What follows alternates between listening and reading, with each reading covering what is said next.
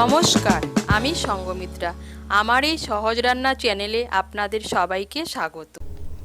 আজ আমি রান্না করছি বেসন দিয়ে ফুলকপির একটা নতুন রেসিপি। আপনারা ফুলকপি আর বেসন দিয়ে খুব সহজেই বানিয়ে নিতে পারেন এই রেসিপিটি। আপনাদের যদি এই রেসিপিটি ভালো লাগে তাহলে লাইক এবং শেয়ার করবেন, আর রেসিপিটি কেমন হয়েছে কমেন্ট করে জানাবেন। আরও নতুন নতুন রেসিপি পাওয়ার জন্য চ্যানেলটিকে অবশ্যই সাবস্ক্রাইব করবেন। ধন্যবাদ। প্রথমে ফুলকপির সঙ্গে কিছু উপকরণ ভালো করে মিশিয়ে নেব। এখানে আমি একটা মাঝারি সাইজের ফুলকপি নিয়েছি। ফুলকপিটাকে কেটে ভালো করে ধুয়ে নিয়েছি। এখন এর মধ্যে দিয়ে দিচ্ছি সামান্য একটু নুন, দিয়ে দিচ্ছি হাফ টিস্পুন হলুদের গুঁড়ো, হাফ টিস্পুন লঙ্কার গুঁড়ো, আর দিয়ে দিচ্ছি 3 চামচ বেসন।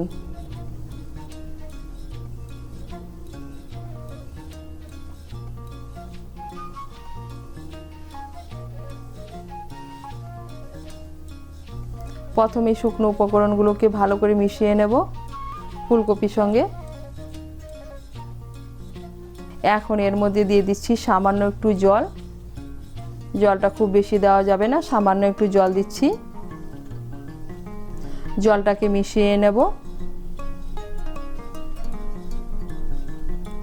জলটাকে মিশিয়ে নেব। মিশিয়ে নিয়ে ফুলকপিগুলোকে ভালো করে মেখে নেব বেসনের সঙ্গে। এই দেখুন ফুলকপিটাকে ভালো করে মেখে নিয়েছি। এখন আমি ফুলকপিটাকে সাইডে রেখে দেব। এদিকে আবার কড়াই বসিয়েছি। কড়াইতে দিয়ে দিয়েছি সাদা তেল। রান্নাটা আমি সাদা তেলে করছি, আপনারা চাইলে সর্ষের তেলও করতে পারেন। তেলটা গরম হয়ে গিয়েছে। এর মধ্যে আমি প্রথমেই বেসন দিয়ে মাখিয়ে রাখা ফুলকপিটা ভেজে নেব।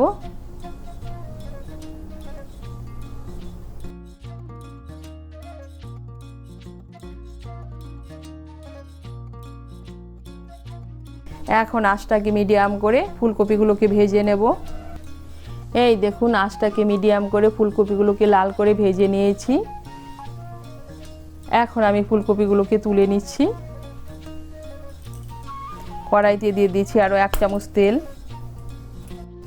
এর মধ্যে দিয়ে দিচ্ছি একটা তেজপাতা, দিয়ে দিচ্ছি একটা শুকনো লঙ্কা, দিয়ে দিচ্ছি হাফ টিস্পুন গোটা জিরে। ফোড়নটা দিয়ে একটু নাড়াচাড়া করে নিয়ে এর মধ্যে দিয়ে দিচ্ছি পেঁয়াজ কুচি। এর মধ্যে দিয়ে দিচ্ছি একটা মাঝারি সাইজের পেঁয়াজ কুচি। পেঁয়াজ কুচিটাকে লাল করে ভেজে নেব।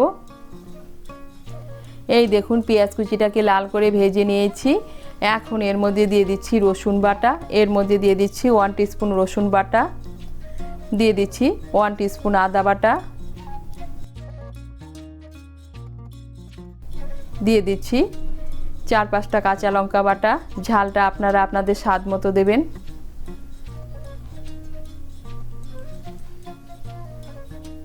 দিয়ে দিচ্ছি 2 টিস্পুন ধনে আর জিরে বাটা।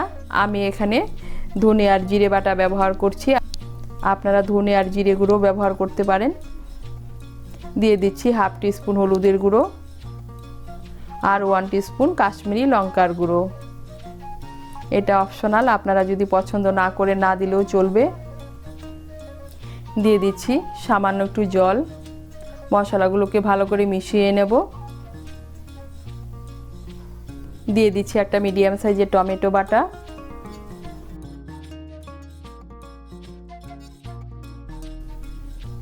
দিয়ে দিচ্ছি স্বাদ মতো নুন। মিশিয়ে নেব। মিশিয়ে নিয়ে মশলাটাকে ভালো করে কষিয়ে নেব। এই দেখুন মশলাটাকে ভালো করে কষিয়ে নিয়েছি। মশলার থেকে তেল ছেড়ে দিয়েছে, তার মানে মশলাটা ভালো করে কষানো হয়ে গিয়েছে। এখন এর মধ্যে দিয়ে দিচ্ছি 1 বড় চামচ টক দই। টক দইটাকে আমি ভালো করে ফেটিয়ে নিয়েছি। টক দইটাকে ভালো করে মিশিয়ে নেব। মিশিয়ে নিয়েছি। দিয়ে দিচ্ছি হাফ কাপ মটরশুঁটি। মটরশুঁটিটাকে মিশিয়ে নেব। মিশিয়ে নিয়ে মশলাটাকে আবার একটু ভালো করে কষিয়ে নেব।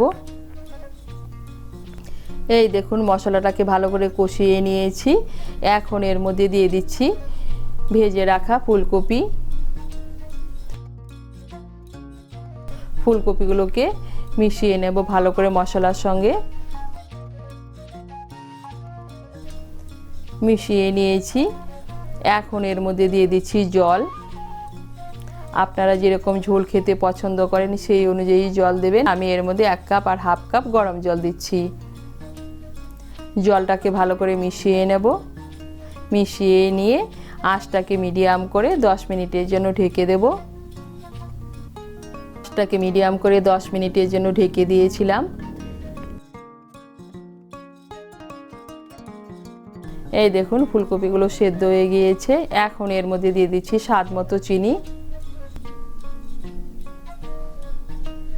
দিয়ে দিচ্ছি হাফ টিস্পুন গরম মশলার গুঁড়ো, দিয়ে দিচ্ছি 2টো চিড়ে রাখা কাঁচা লঙ্কা। ভালো করে মিশিয়ে নেব। মিশিয়ে নিয়েছি। এখন এর মধ্যে দিয়ে দিচ্ছি অল্প ধনেপাতা কুচি,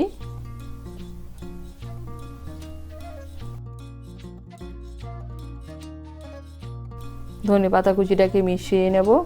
ধনেপাতা কুচিটাকে মিশিয়ে নিয়েছি আর তৈরি হয়ে গেল একদম নতুন স্বাদে ফুলকপি রেসিপি। আপনারা এটা ভাত, রুটি, লুচি, ফ্রাইড রাইসের সঙ্গে পরিবেশন করতে পারেন। খেতে কিন্তু অসাধারণ লাগে। আপনারা একবার বানিয়ে খেয়ে দেখবেন।